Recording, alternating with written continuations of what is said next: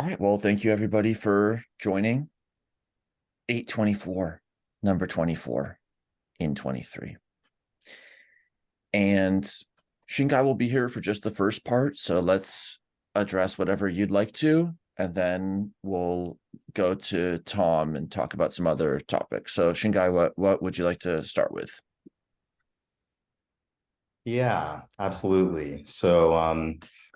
There are a number of groups and engineers and scientists who are interested in the work that we're doing on developing the system language as outlined in George's textbook. And I feel like we're getting to the point where it makes sense to start publishing some exploratory code to put some of the concepts into code. And so I put together a GitHub organization with two repositories that I'm hoping can serve as a hub for collaboration and onboarding people who are outside of the ISSS.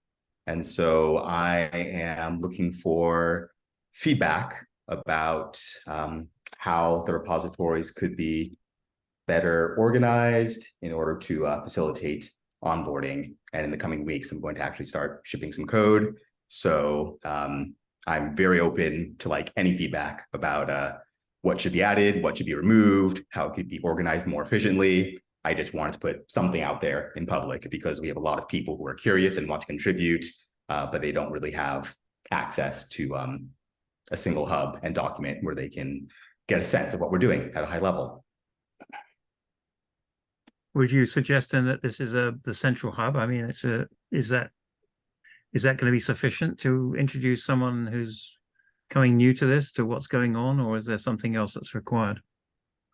So I think the CODA document that we have would be another good candidate.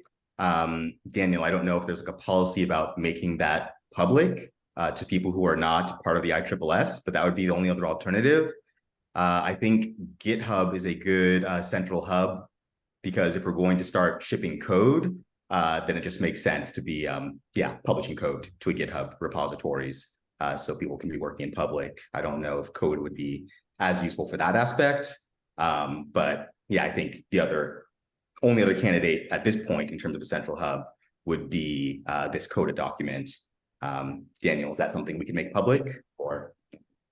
Yeah, there's two options. So right now, the sharing permissions, not that they're just as they have been from the beginning. Basically, with a link, you don't have access, but people can request access. Mm-hmm. For code, indeed, Git is better. I think one approach is to just transfer what we have here into these repos. So kind of just depopulate this little branch, and we can just have a notes file even, and just because most of this is unstructured. It's not like we've actually developed too much here, but we do have a ton of super useful notes about chapter 3, 4, 5, 8, etc. But in this, looks like in the research one,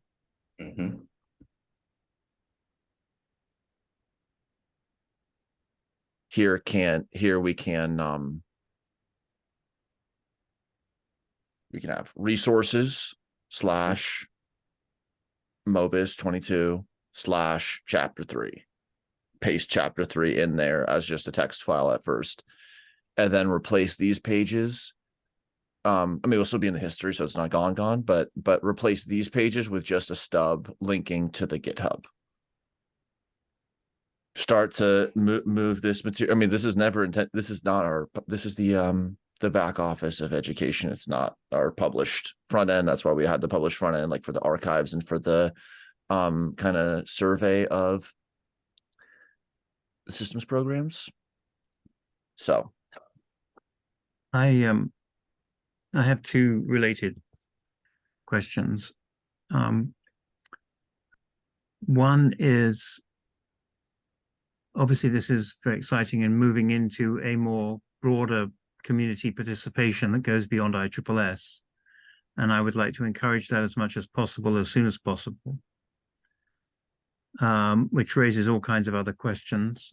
But I think would be very helpful to think about how even these conversations on a Thursday afternoon are broader than ISSS. And how to moderate that or encourage that, or ensure that this meeting doesn't get overwhelmed. But I see today we've already got 7 people here with a number of different projects going, but I'm very conscious of the need for a meta perspective on all of this. And then how do we, encourage that participation broadly? So that, I guess those are the 2 questions I would put out there. I mean, I think it's great going to GitHub and maybe use GitHub more. I mean, you can put all kinds of things on GitHub, like websites and everything else. And anyway, I raised those questions. This started as an ISSS hosted project, but I don't think it should remain that. I don't know, George, what's your perspective on that? Yeah, we'll have to open up, and we should also think of it in terms of attracting these people that Shanghai is referring to as new members, perhaps. Well, perhaps, yeah. I don't think it should be a condition, though, personally. No. It shouldn't. I am just talking in terms of outreach. And one of the things I'm interested in, Shanghai, are you tutoring these people you're talking about? I know one we're going to be talking to tomorrow, Michael. Mm-hmm. Right.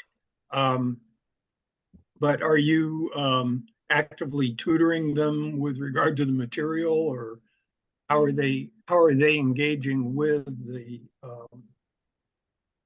book in order to start to work on the actual code? Yeah, absolutely. So yeah, at this stage, the only other person who has been directly engaging with the book has been Michael. Outside of that, it's been really people at this organization called Block Science. They're the ones who developed the CAD open source software package. And they seem incredibly curious about the mathematical framework and how CAD could be implemented. But it doesn't seem like any of them really have the free time to independently dive into it. And so I did talk with one of their engineers yesterday, and I was walking him through the mathematical framework step by step. And we talked for a good hour and a half, and he was asking really good, deep questions about the framework. But yeah, I feel like this GitHub is sort of my attempt to give them as much basic information about the framework in light of the fact that they honestly seem to be too busy to independently study it. So yeah, good question. Michael Zargum, Shingai? No, Michael Adams, actually. Okay. Yeah, he's an engineer on applying these concepts to local governance. Yeah. Cool. Yeah, that's great about the block science connection. I think CAD is the best candidate, as you've already identified, or as we've talked for a long time now, for the execution of the formalisms. So like that, and that having that multi-stage process mapped out, where first there's the research task of like distilling chapter 3, 4, 5, 8 to the specification, analytical representation, and then kind of a specification. Let's just look at where we have this. The synthetic specification. Then block science and their open source contribution, CAD. That is going to bring together the synthesized specification with the specific capacities of CAD and their more theoretical work on generalized dynamical systems and category theory and the categorical cybernetics. Then on the other direction from this specification, or it is just the more mundane / commoditized aspects of just the software engineering as we're moving further here, as like we start to get real things in the GitHub, which is, it's awesome that it's already there. But as things starts happening here, and I think this is a super inspiring way to frame it. Do for system science what Figma does for design. Do for systems design what Figma does for graphical design. And then continue to engage people. We could encourage direct open source contributions, use the issues feature on GitHub, even for like super dream features, but just leave them standing as issues. Complete the specification of 3, 4, 5, 8. You know, do make the front end, like do big issues, get more and more people involved, keep an eye out for other opportunities. And then to Peter's comment about the meeting, maybe we spin off one office hour or one co-working hour, just sysxml, do it in a Jitsi so that it doesn't require anyone to start it. sysxml office hour. This is where just like Ward Cunningham does. I mean, to the extent I understand with FedWiki, but just have an office hour for the open source project, so that then we can report back to it when we are coming to these ISSS convenings. And then those presentations will hopefully will be very valuable for everybody to give their insight on like the kind of distilled updates that we can bring back here. But then that opens it back up in the ISSS role, which one other thing is Block Science is developing knowledge engineering infrastructure. We applied for a grant for cyber infrastructure with them last year. Didn't get it, but we did. And then there's the educational work with Gary. So just saying random things, but that's one way we could do it. What do you think, Shingai, or just in your last minutes, how do you want to do it in the coming weeks? Yeah, all of this sounds really great. I think a good first step for me will be to start transferring the core concepts from the Coda into the GitHub in a way that makes sense. And I'll probably ping you on email for like insight about how to approach that.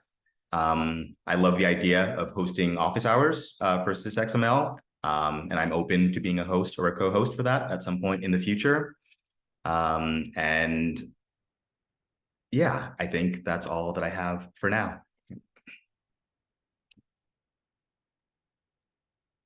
Okay, as my health issues permit, I will be standing by to help you in any way I can. Amazing. Thank you. Yeah. I'll also say that I hope that my friend Michael, who we will be talking with tomorrow, I think he is pretty narrowly focused on applying these concepts to San Francisco local governance, but I would love to have his help with some of the broader theoretical aspects and doing specification work, because I think he could be great at it. So I'm hoping to have him as an ally in doing this work. Yeah.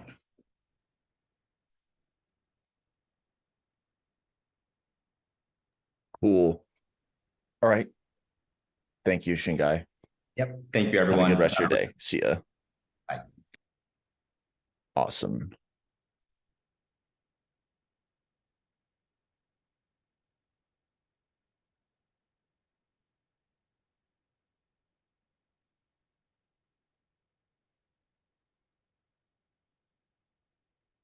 One just related tool, then we can kind of go to Tom's or whomever's. I'll put this cursor.sh. I'm just playing a little bit with this. It's a fork of the VS Code code editor. It's fully integrated with language models. It's pretty early, but it's also so there's a long way to go and so on. But you can bring a repo in or multiple repos in, local or public, and then it indexes them with a language model, and then you can chat with the code base So even beyond / apart from code oriented language models, this is a coding environment where the code and the documentation can be brought into the context. So you can be like, how is this class defined? Or how would I use this to do that? And it gives like a super, super targeted answer. And it actually writes the code.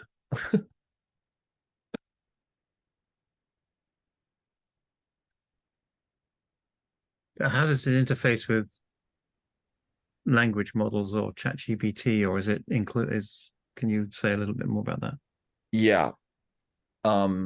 Like when, like, just to give an example, because I'm just, it's not the whole thing, is if you select some text in your working code window, and then then there's a side panel where it will say, where you can chat, it has like a chat dialogue. That chat dialogue, so with your selected text or with anything else you type in there, it's going to take in what's being selected, and given the context of the repo, dispatch that through the Open AI API to either, like at this point, GPT 3.5 or 4, and then bring that back into the space. Okay. But I want to do a little bit more with it, and then I'll make a short overview of it in the future. All right. We can talk about what Chris wrote in. Another option is to go to Tom's topic. Okay. You talk about code, you're talking about actually building software? Yeah. Well, I was using it in just my other works, but now that we are bringing the sys XML, sys language into GitHub, like, we could put the notes to the book into the repo. That's what we just discussed. Then that gets indexed in this environment cursor, just speaking broadly. And then you can ask a question to the code base, like, in chapter 4, which equation describes this? And then it will basically go, oh yeah, here's the text file called chapter 4. And here's where that question comes up. And here's the next door equation number. So it was this equation. So now Coda enables that through through their version, but Coda is like the low code environment. But then for the kind of code, I mean, that connects us to the actual software, this is going to be an epic work.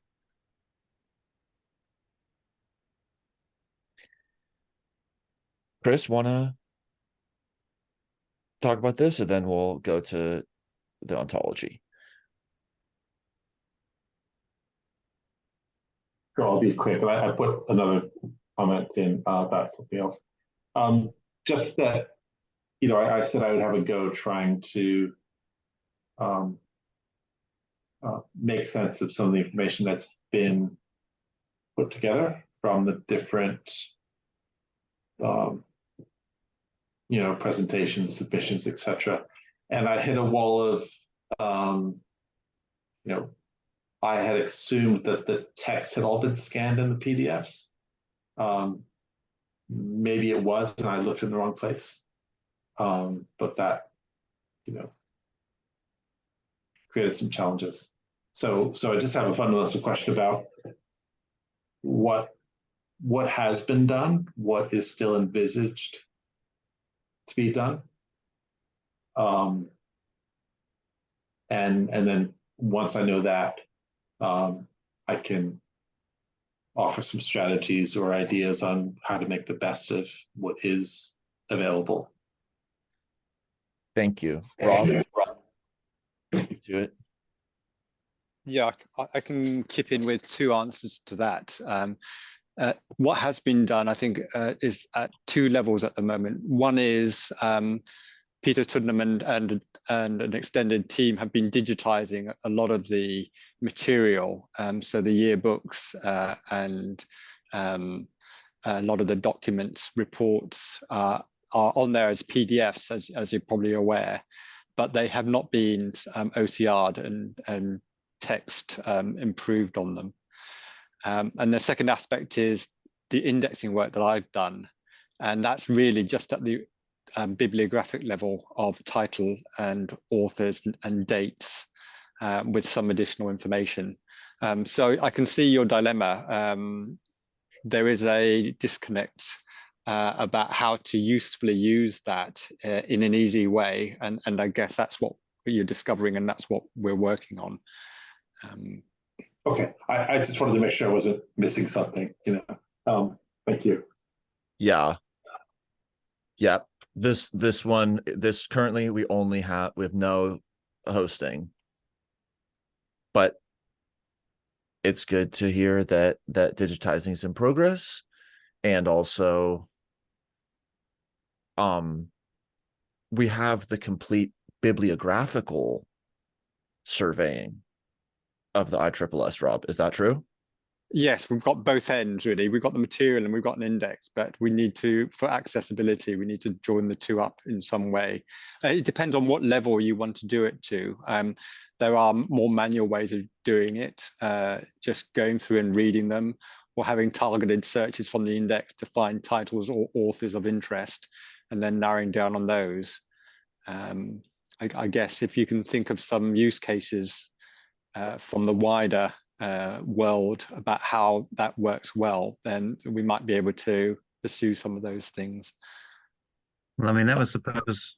One of the purposes of actually having this conversation every other Thursday was because, you know, we started off with website discussion, which Rulin kind of initiated, and we quickly got into questions of education and training, and then the technology to support it. And even just for the SIG that I have an interest in, and Chris has, the Human Systems Inquiry, the first thing I sought to do was, with the digitized records, is to find, and this is where Chris was sort of heading as well, was to find everything that's in those digitized documents that relates to Human Systems Inquiry. And short of going through and reading them all, it's very difficult to determine where you might find things. And so OCRing them, or in some other way getting the full text into a large language model that could be queried, was one of the dreams of at least one of my dreams, in terms of increasing access to systems work that's gone on previously and preventing duplication of work, which seems to be rampant. Yeah. I have seen a halfway step where some sites have put in the abstract and tags and keywords, and that might be a sort of halfway step, but also quite a lot of work, obviously, still. Yeah, and I mean, I think that comes down to the problems with ontology and who's making the determination, and it seems to me very 20th century. But I mean, I agree, it's better than where we would be. I mean, we've made improvements already. We've gone from print to PDFs, and now we've made PDFs available to ISSS members. You know, one could argue they should all be available to anybody. I'm sort of really beginning to move to a different conception of what we're doing now that I'm not so directly involved in ISSS work, even though this is an ISSS meeting. And also for the benefit of the larger society, I think that there is a case to be made that any systems work should be in open access. The only, you know, the first step I can think of that one can do is try to create, I'll call it an author ontology, and see what topics different authors have been associated with in the past. probably by searching other than ISSS archives. Well, I would encourage us to invite And- Michael and Janet Singer. Sorry, Chris. I'm sorry. I'm just going to say I would encourage us to invite Janet and Michael Singer into this conversation then, because when you start talking about ontologies, they have done an incredible amount of work on system ontology work. Yeah. Well, I just meant, but like like associating author names with topics. That's Yeah. And then you can at least have some level of tagging and ability to look. And then perhaps people could, sure, maybe you can't scan everything, but perhaps people have the ability to request something be scanned because they think it's important. And that way you get started, even though you're not boiling the ocean. So maybe that's a question. Yeah. Well, yeah. I agree with a lot of this. One approach that we're taking with the journal utilities at the Active Inference Institute is actually that kind of like submission and publication as a service, where people can, like, it does it then we have to deal with all the licensing and the rights and all of this, but where that is possible, then we can ingress information on request. We're going to need some kind of request / prioritization for ingress and export anyway, but we can leave it as like a call. It's like, yeah, if you want your systems related work, it could be a blog, it could just be one sentence you wrote, it could be like a whole person's corpus. If you want that to be ingressed into at the primary document level, the SCA, and then also to more and more higher level organization through formal ontology, which connects, I know, to Tom's work and the author ontology. Of course, there's so many author data in your system, and then just different semantic embeddings that we can do, and those will do hopefully adequate even where syntax is patchy, if there's a lot of typos in the OCR. I mean, the technology is really good. It's fairly cheap as far as I understand it. It might be something you can get funding for. What was that, Chris? It might be something you can get funding to do. What did you say? What was fairly cheap? Just to have things scanned, have things OCR'd. It's it's ever improving, ever cheaper, and people might be willing to fund it or donate to have it done even. Like if you haven't even sussed out how difficult it would be, you might be missing a trick.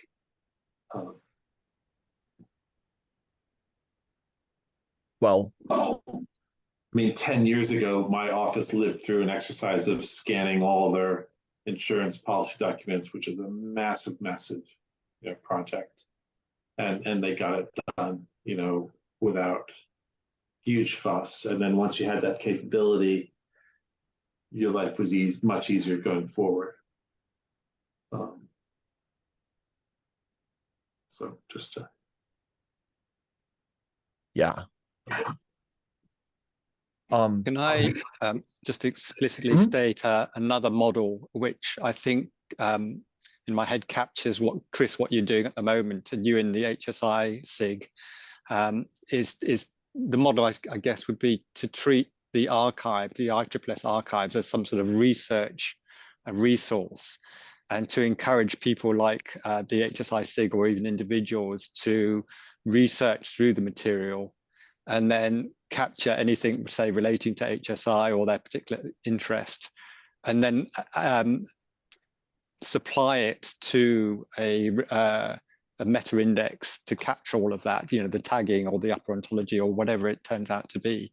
But the basic model is to encourage groups, SIGs, to access the archive, put in the hard work, and then extract useful information out on behalf of the archive effectively. Yeah. Yeah. I think we should take that on. I agree. I'm going to think about that and see if I can do that, or at least just initiate it. With That might be good enough to just have a point of contact to say, if you are researching it, please send all recommended articles to, and you'll retain them and make them searchable. Well, Yeah. I think Chris and I talked a little bit about, how to go about doing some of this. We've sort of been tiptoeing our way into it, and now that the summer is pretty much over for me, I think I can pay some attention to this. As part, I'm trying to help this group by doing some practical stuff, but I'm not saying it, where it should sit on the priority. Just that if you're worrying about that, here's some ideas. Tom, maybe connect that to what you'd like to discuss, or however you see.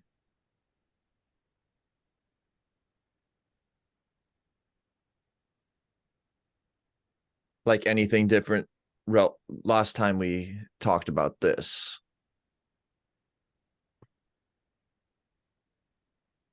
And that might be my cue. My supper's about ready. Thank you very much. We can talk about my other comment another time, or I can expand on it. The GPT comment. So, yeah. yeah. Take care.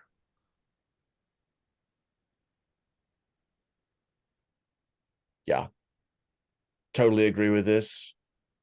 Like, the way I see this part is whatever somebody's natural language preference is, or their mathematical background, on those two dimensions, at the very least, it should be possible to modify a kind of semantic crystal to be projected through generative AI to however it needs to be. So it's like we have the distillation of chapter 4 from George in the GitHub, loaded into Cursor. And then it's like, now presented in X language for somebody who doesn't know this. So we have the versioning on the kind of essential resource, and that's the most code-like. And then through generative manifestation, okay, now make an image that summarizes chapter 5 in the style of DALL-E. And you just go from there, and you just spin off different things, but then those spin-offs, you have the information provenance. So it's like, yeah, it was from this version, and this is partially what block science does. But it's okay, it's from this version of data. We used this language model this time. Here was the output. Take it or leave it.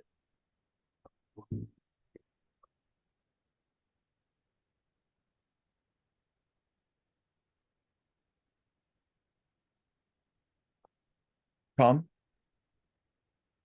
what would you like to go into?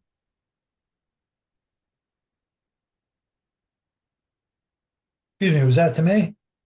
Yeah. I'll Or just Bonnie. mention.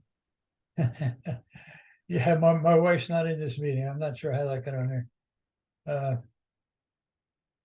I'll just mention that Peter sent me a link to a cloud storage, and I've uploaded an updated version of Yeah, I'm working on it.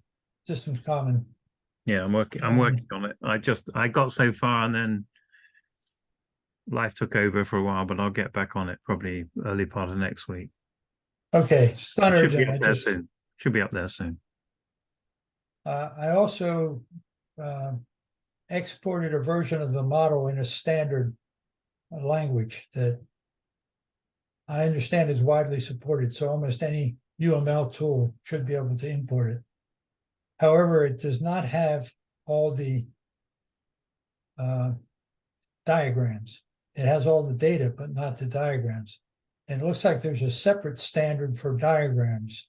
And I'm still looking into that, and whether that's widely used and worthwhile. But at least I'm able to put the data into a standard format.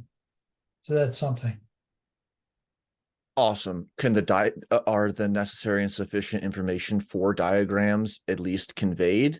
Not necessarily the layout information or something, but from the data only, can we generate diagrams? Well, yes and no.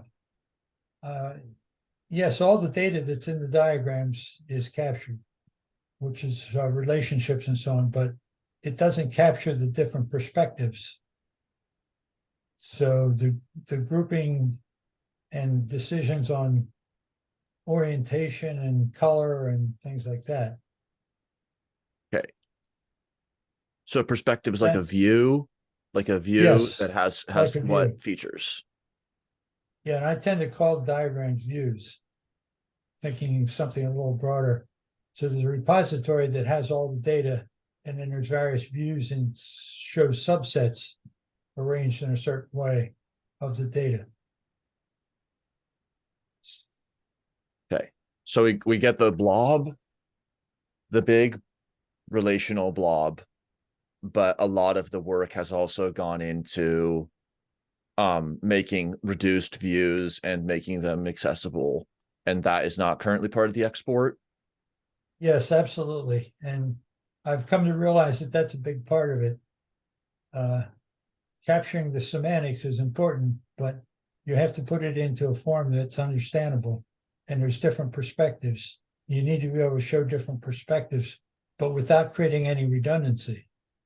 If you create redundancy, it becomes not adaptable. And eventually you can't maintain it. You basically start over. So one of my core principles is to keep it adaptable by not creating any redundancy, which means there's only one point of change. You can have 100 diagrams or 100 views of something, but it's only defined once. And if I change it where it's defined, it changes all the diagrams. Is it possible to specify the view in the system itself?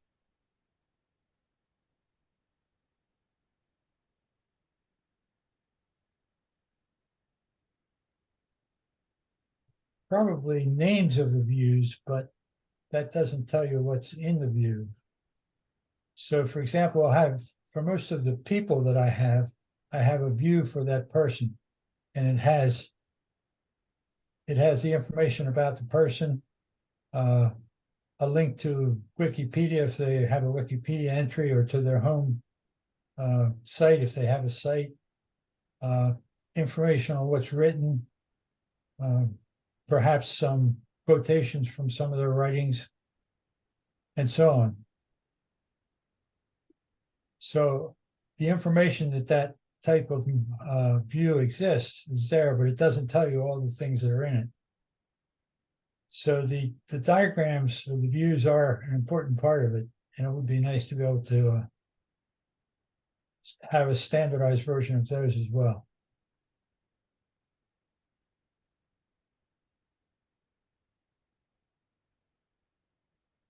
So there's still some work to do. So what the UML you're going to upload to the cloud, or you and Peter will get it, the UML Yeah, blob. It's already uploaded. Okay. Yeah. It's just a question of getting it into the right, it's taking it from the zip files that Tom has uploaded and turning them into the website and getting it on the website. It's just a lot of files. There's thousands and thousands of files that need to be uploaded. And what are those smaller files? So it's not exported as a single blob, or what are the actual last mile files and their ending and their contents? It's in the form of a directory with a couple of files and 2 subdirectories. And one of the subdirectories, for example, is all the views. So there could be 1,000 views. I'm not sure how many. But, well, didn't you say that the views weren't exported? Or they're not part, or what? They're part of the UML version, but they're not part of the standardized version. What's the standardized version? The HTML? That's one that any tool could read, or almost any tool, any UML tool. Okay. And the other main directory is what?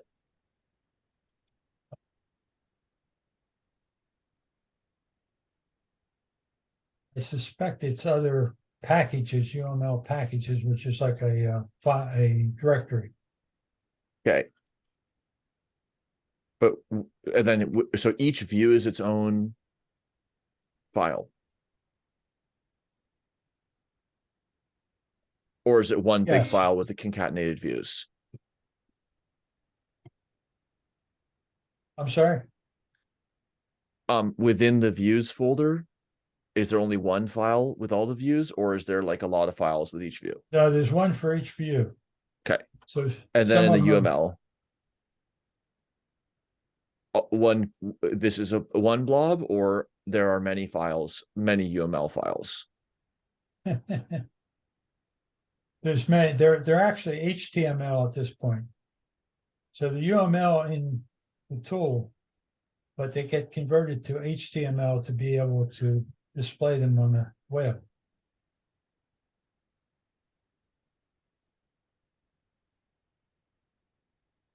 But anyway, if you have it all together, all you need to do is pass control to one point and it's all becomes accessible.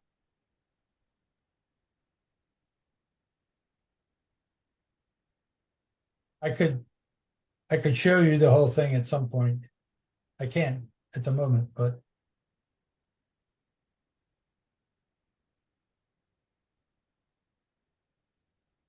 I mean, I can show you what's on their Google Drive. That doesn't help, does it? Maybe in 2 weeks, let's look at it.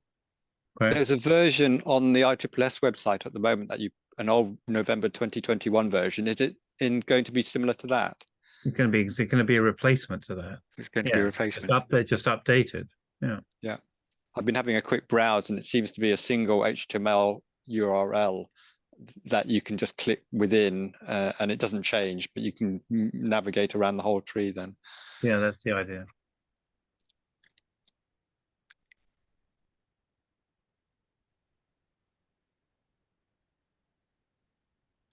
Yeah, and this goes to Rob's comment about the meta index. So let's just say that we have a standard document management approach to simply archiving.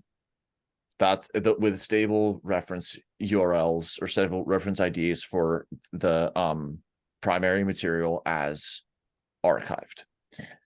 Then we have like a stable identifier for Geneva School of Linguistics as this system has.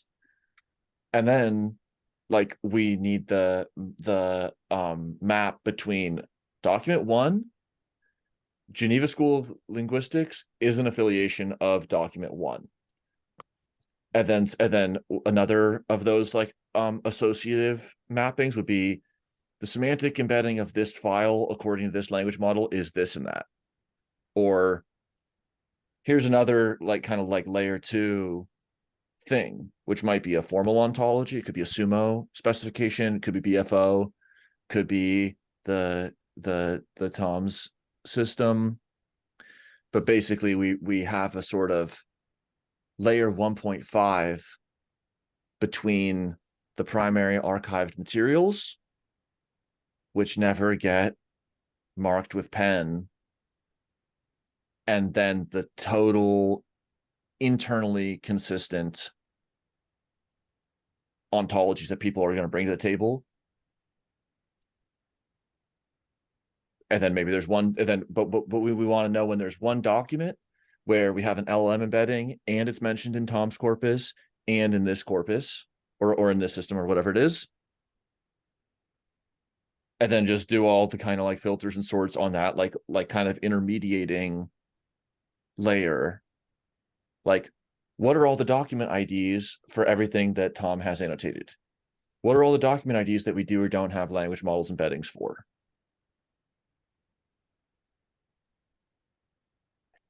I like the sound of that. I can see from the SCA point of view, every systems archive and knowledge repository out there needs something to help glue it together in terms of ontologies and taxonomies and categorization and coupling between them. And we've got quite a good spread of people and representation here. I did wonder, is there anything like that out there at the moment that people have come across or know about?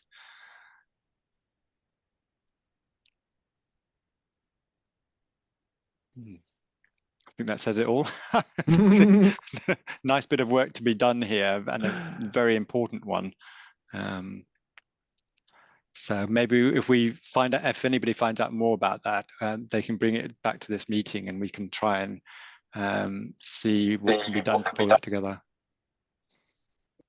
Yeah, I certainly only have like very, very partial knowledge, but it seems like a lot of the ontology fusion, they would be interested on that L2 to L2 mapping. Like, let's do identity harmonization between Tom's system and this system. But here we're not trying to directly relate formal systems to each other, though that's possible, but rather merely associate them with a stable archival document ID. Maybe just with the semantics of what we've discussed in previous meetings or right now, maybe it will be possible or something like that. Like, it sounds like almost like a kind of like a patent clerk job. Take that system as described and find out if there's something that does that. It might be relatively simple to, or even built in, or a thin adjacency relative to certain document management software. On one hand, it feels like it would be simple because we're really just, because the essence is very stable, which is the documents are referenced to an ID. And then it could be as simple as just a relational database between, you have a list of document IDs, and then you have entities in ontology 1, 2, 3. And then you just have, for each document ID, you have different edges to different systems. I don't know. Maybe that's like impossible. Maybe that's like already easy. Sounds very basic, almost like a leaf and branch. So all the leaves are pretty stable, but you can have different linking, as you're saying, different edges. I think like you got to think about what the purposes of doing this, and so for me it was to start just finding out what's been written about human systems inquiry within the ISSS area. So history. Do you spell it with an inquiry with an I or with an E? I. You know what's interesting though? The copy of Logic of Inquiry by Dewey that I have, the cover spells it with an I, but the running page header on every single page spells it with an E. Okay. It's the most flagrant typo I've ever seen. Well, good question. Yeah. I think they're slightly unfortunately, different. I've got an appointment coming up, so unfortunately I'm going to have to leave. But Thanks, Tom. Thank you, Tom. I'll get back on it soon here and get it sorted out. I'll be prepared to show you some internals of the model next time we meet. Good. Thank you. Okay. Also, maybe this is like a British versus American English. Maybe. Inquiry is preferred for formal requests. Enquiry is broader. Okay. Well, but I don't know. Yeah. Boy, I guess we should know whether we're inquiring or enquiring.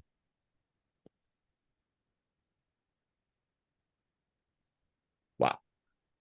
Okay. So let's see. As things kind of shuttle to and fro in education and knowledge engineering, Right. which I think is good. There's been times where we've been overlapped.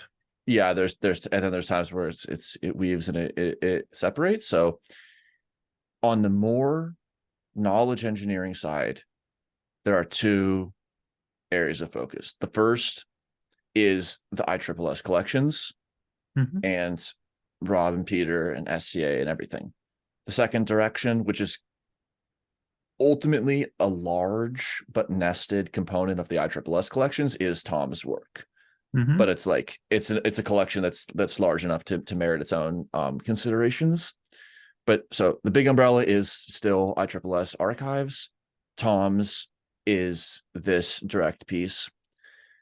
Then on the education side, we will be kind of leading with SysXML, with kind of like leading and pointing towards the development of the tools, but then generating all of the onboarding and the paths to the textbook as part of that fold.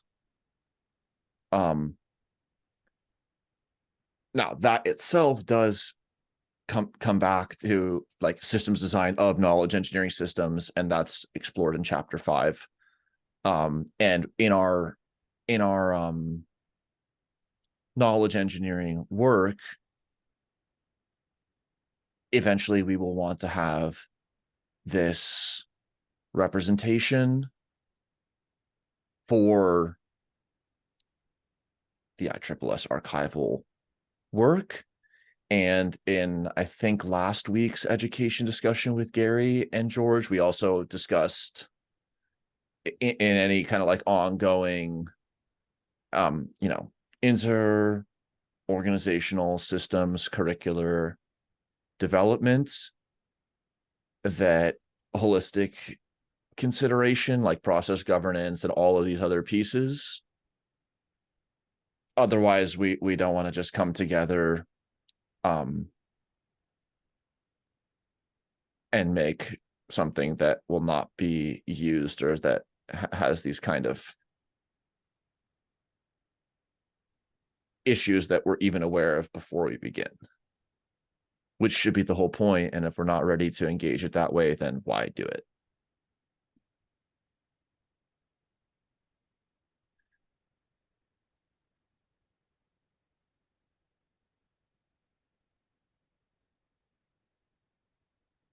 Nice. Good. Yeah. And the links are on the education page on ISSS, are they, for both the engineering and the education coder and everything? Is that? I haven't looked recently. Which page? Well, on the do we have a page on the website that on the ISSS website for education that has the links to the coders and the video records? I mean, I know you put it somewhere, but I'm just I know that you've posted I guess whatever. I know I did it somewhere, but I was just thinking putting it under maybe because we've got SIGs, but we don't have. And then we had under the library, we had projects, and I'm just trying to think, where did I put education? The systems literacy page, but it would be good to. What we might ought to do is, in coordination with Gary and Michelle, is set up a committees, because they're trying to actively now put these committees together, and the education committee right now is the one that's most active. And then, so like the SIG pages, the committees pages would have all the summary of what the committees are doing and their meeting times and all that sort of thing. Well, I mean, I want to do something like now so that I can go there and find it. And so look, the YouTube playlists, they're unlisted on YouTube, but they're not linked on the ISSS site. Then there's the earlier point, which is basically we can change this so that anyone can comment or can view it. Oh, well done. Or we could include the links and just say request access at this link. But we also may want to wait until we've transferred ownership, right? To that's right. Like education@ISSS.org right now is just a redirect. I don't know if it's possible for that to be a real email address. Say that again. It- Oh, yes, it is. The education at ISSS Florida, it can be a real email address. Yes. Oh, yeah. If it were a real email address, then it could be the moderator of the education committee. Login information could be shared with the co-chairs of the education committee. Just a thought. It could be the one that owns the codas.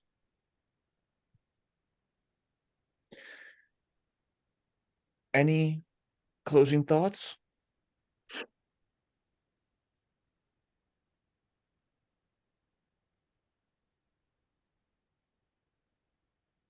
Just that I appreciate everybody's participation.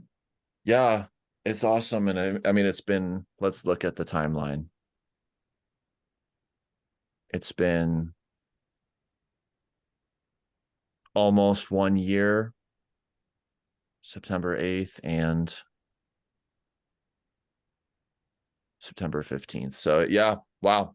Closing out August. That will have been 1 year of activities. How to convey and include. Same question as it always was.